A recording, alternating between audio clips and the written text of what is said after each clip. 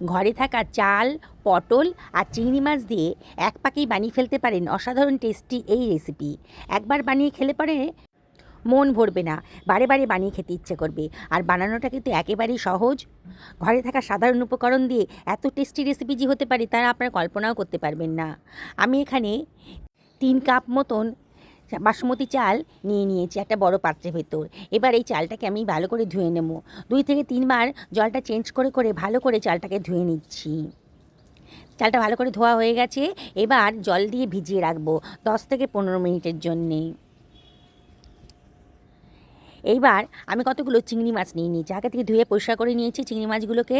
এবার এর ভেতরে দিয়ে দিচ্ছি 1/2 টেবিল চামচ লবণ, আর দিয়ে দিচ্ছি 1/4 টেবিল চামচ হলুদের গুঁড়ো, সামান্য 1 চিমটে লঙ্কার গুঁড়োও দিয়ে দিলাম।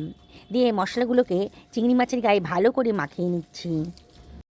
হয়ে গেছে, সরিয়ে রাখলাম। আমি কতগুলো পটল নিয়ে নিয়েছি, আগে থেকে ধুয়ে পরিষ্কার করে নিয়েছি। পটলের মাথার দিকের অংশ আর বোটার দিকের অংশটা কেটে বাদ দিয়ে দেবো। পটলের খোসা কিন্তু কাটবো না, ছুরি দিয়ে একটু চেঁচে নিচ্ছি। এইভাবে সমস্ত পটলগুলোকে আমি চেঁচে নেব। হয়ে গেছে, এবার পটলগুলোকে আমি গোল গোল চাকা চাকা করে কেটে নিচ্ছি। হয়ে গেছে, কাটাটা সরিয়ে রাখলাম। 2খানা মাঝারি সাইজের পেঁয়াজ নিয়ে নিয়েছি, পেঁয়াজটাকেও আমি কেটে নেব। খুব ঝিরিঝিরি করে কেটে নিচ্ছি। কাটা হয়ে গেছে, সরিয়ে রাখলাম। একখানা ফ্রাই প্যান গরম করতে দিয়ে দিয়েছি। এর ভেতরে দিয়ে দিচ্ছি 3 টেবিল চামচ সাদা তেল। তেলটা যখন গরম হয়ে গেছে তখন ম্যারিনেট করে রাখা চিংড়ি মাছগুলো এর ভেতরে দিয়ে দিচ্ছি। বুঝতেই পারছেন, চিংড়ি মাছগুলোকে একটু ভেজে নেব, খুব বেশি ফ্রাই করতে হবে না। চিংড়ি মাছ বেশি ফ্রাই করলে পরে স্টিকি হয়ে যায়, শক্ত হয়ে যায়, খেতে ভালো লাগে না। তাই মিডিয়াম টু হাই ফ্লেমে রেখে চিংড়ি মাছকে একটুখানি ফ্রাই করে নেব। সুন্দর একটা কালার চলে এসেছে যখন, চিংড়ি মাছগুলোকে অন্য একটা পাত্রের ভেতর তুলে রাখছি। এবার ওই তেলের ভেতরে দিয়ে দিলাম কেটে রাখা পটলগুলো, সামান্য 1 চিমটা লবণ দিয়ে দিলাম, আর দিয়ে দিচ্ছি 1 চিমটা হলুদের গুঁড়ো। দিয়ে পটলগুলোকেও আমি মিডিয়াম টু হাই ফ্লেমে রেখে একটু ফ্রাই করে নেব। পটলগুলোর কালারটা চেঞ্জ হয়ে গেছে, পটলগুলো ভাজা হয়ে গেছে, অন্য একটা পাত্রের ভেতর তুলে রাখলাম। এবার ওই তেলের ভেতরে আমি দিয়ে দিচ্ছি 1 টেবিল চামচ গাওয়া ঘি। খুব সুন্দর একটা টেস্ট আসবে, পছন্দ না হলে বাদ দিয়ে দেবেন। ওই তেলের ভেতরেই আমি দিয়ে দিচ্ছি 1/2 টেবিল চামচ মতন গোটা জিরে, একটু ফ্রাই হতে দেবো। এই সময় গ্যাসের ফ্লেমটা কিন্তু লোতে রাখবেন। দারচিনি দিয়ে দিলাম, 2খানা ছোটো এলাচ দিয়ে দিলাম, আর লবঙ্গ দিয়ে দিলাম। ছোটো এলাচের মাথাটা কিন্তু একটু ফাটিয়ে দেবেন। কতগুলো তেজপাতাও দিয়ে দিলাম, আর দিয়ে দিচ্ছি কতগুলো গোলমরিচের দানা। দিয়ে লো ফ্লেমে এগুলোকে একটু ফ্রাই করে নেব। যখন সুঘ্রাণটা গন্ধ বেরোতে শুরু করেছে তখনই বুঝবেন মশলাটা ফ্রাই করা হয়ে গেছে। তখন আমি এর ভিতরে দিয়ে দিচ্ছি কুচনো পেঁয়াজটা। দিয়ে গ্যাসের ফ্লেমটা মিডিয়াম টু হাইতে রেখে এগুলোকে ফ্রাই করে নেব। আস্তে আস্তে পেঁয়াজের কালারটা কিন্তু চেঞ্জ হয়ে যাচ্ছে। এবারে আমি এর ভেতরে দিয়ে দেব 1 টেবিল চামচ মতন আদা রসুন বাটা। এর ভেতরে দিয়ে দিচ্ছি 1খানা টমেটো কুচোনো, টমেটোটা কুচিয়ে রেখেছিলাম দিয়ে দিলাম। 1 টেবিল চামচ মতো লবণ দিলাম। দিয়ে সব কিছু আবারও ভালো করে মিশিয়ে নিচ্ছি। অনবরত কিন্তু নাড়তে হবে, গ্যাসের ফ্লেমটা মিডিয়াম টু হাইতেই রেখেছি। সুন্দর করে ভাজা ভাজা মতো যখন হয়ে গেছে তখন আমি এর ভেতরে দিয়ে দিচ্ছি 1/2 টেবিল চামচ মতন হলুদের গুঁড়ো, 1/2 টেবিল চামচ ধনের গুঁড়ো, 1/2 টেবিল চামচ জিরের গুঁড়ো, আর 1/2 টেবিল চামচ লঙ্কার গুঁড়ো। দিয়ে আবারও সব কিছু ভালো করে মিশিয়ে নিচ্ছি। অনবরত কিন্তু নাড়তে হবে, নাহলে কিন্তু পোড়া লেগে যেতে পারে। অসম্ভব টেস্টি একটা রেসিপি আজকে তৈরি হতে চলেছে। এবার অল্প অল্প জল দিয়ে মশলাটা ভালো করে কষিয়ে নেবেন, দেখবেন যাতে পুড়ে না যায়।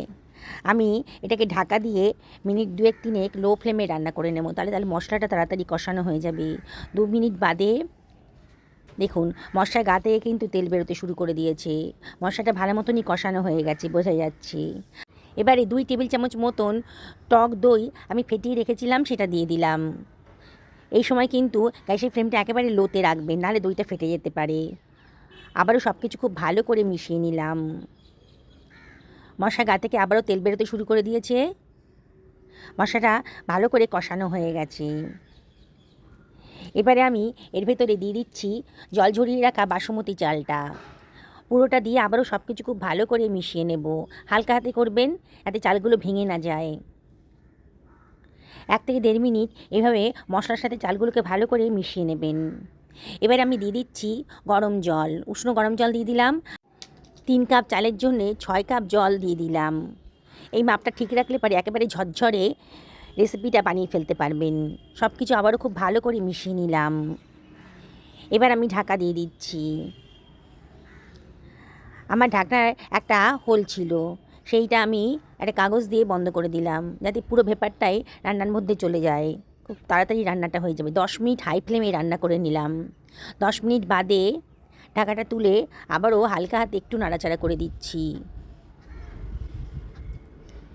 খুব সাবধানে করতে হবে, যাতে চালগুলো ভেঙে না যায়। লবণটা একটু কম লাগছিল বলে আমি এর ভেতরে 1/2 টেবিল চামচ লবণ দিয়ে দিলাম। এবারে এর ভেতরে দিয়ে দিচ্ছি 2 টেবিল চামচ মতন চিনি। চিনিটা অপশনাল, তবে দিলে পারে কিন্তু রান্নার টেস্টটা খুব ভালোই আসে। সব কিছু আবারও ভালো করে মিশিয়ে নিচ্ছি। এবারে আমি এর ভেতরে দিয়ে দিচ্ছি ভেজে রাখা পটলগুলো। সব কিছু আবারও খুব ভালো করে মিশিয়ে নেব। গ্যাসের ফ্লেম কিন্তু এই সময় লোতে রাখবেন। হালকা হাতে সব কিছু খুব ভালো করে মেশানো হয়ে গেছে যখন, তখন দিয়ে দিচ্ছি ভেজে রাখা চিংড়ি মাছগুলো। আবারও সব কিছু ভালো করে মিশিয়ে নিচ্ছি। অসম্ভব টেস্টি রেসিপি তৈরি হয়ে যাচ্ছে। কতগুলো কাঁচা লঙ্কা দিয়ে দিলাম, আর দিয়ে দিলাম 1/2 টেবিল চামচ গরম মশলার গুঁড়ো। এবারে খানিকটা কসুরি মেথি হাতে ডলে এর ভেতরে দিয়ে দিচ্ছি, দারুণ সুন্দর একটা গন্ধ আসবে। আবারও এর ভেতরে দিয়ে দেবো 1 টেবিল চামচ মতন কাওয়া ঘি। পছন্দ হলে দেবেন, না হলে বাদ দিয়ে দেবেন। তবে দিলে পরে কিন্তু দারুণ সুন্দর একটা টেস্ট আসবে। আবারও হালকা হাতে খুব ভালো করে এগুলোকে মিশিয়ে নিচ্ছি। দেখুন বন্ধুরা, ঘরে থাকা সামান্য উপকরণ দিয়েই দারুণ স্বাদের একটা রেসিপি কিন্তু তৈরি হয়ে গেল।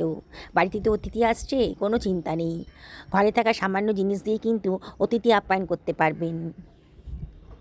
সব কিছু আবারও খুব ভালো করে মিশিয়ে নিলাম। ঢাকা দিয়ে মিনিট 10 একেবারে লো ফ্লেমে রান্না করে নেব। 10 মিনিট বাদে গ্যাসের ফ্লেমটা অফ করে দিয়েছি, দিয়ে ঢাকাটা আমি খুলে দিচ্ছি। দেখুন, একেবারে ঝরঝরে রেসিপিটা তৈরি হয়ে গেছে। কত সুস্বাদু হয়েছে সেটা আপনারা খেলে পরেই বুঝতে পারবেন।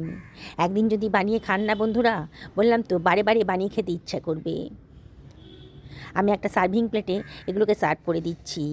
যাকে খাবেন না সে কিন্তু দারুণ মজা করে খাবে, আর আপনার কাছে জিজ্ঞেস করবে রেসিপিটা কীভাবে বানিয়েছেন। দেখুন কতটা লোভনীয় হয়েছে, আর বানানোটা কতটা সোজা সে তো আপনারা নিজেরাই দেখতে পেলেন। একবার বানিয়ে খেলে বারে বারে কিন্তু রিকোয়েস্ট আসবে পরিবারের তরফ থেকে, যে এইভাবেই রেসিপিটা বানিয়ে দিন। কতটা ঝরঝর হয়েছে আমি আপনাদেরকে দেখাচ্ছি। রেসিপিটি যদি ভালো লাগে তাহলে পরিবারের সকলকে একদিন রান্না করে খাওয়ান, নিজেও খান, দেখবেন সকলে দারুণ খুশি হয়ে গেছে। আর লাইক শেয়ার কমেন্ট করতে কিন্তু ভুলবেন না। সুস্থ থাকুন, ভালো থাকুন, নমস্কার নেবেন।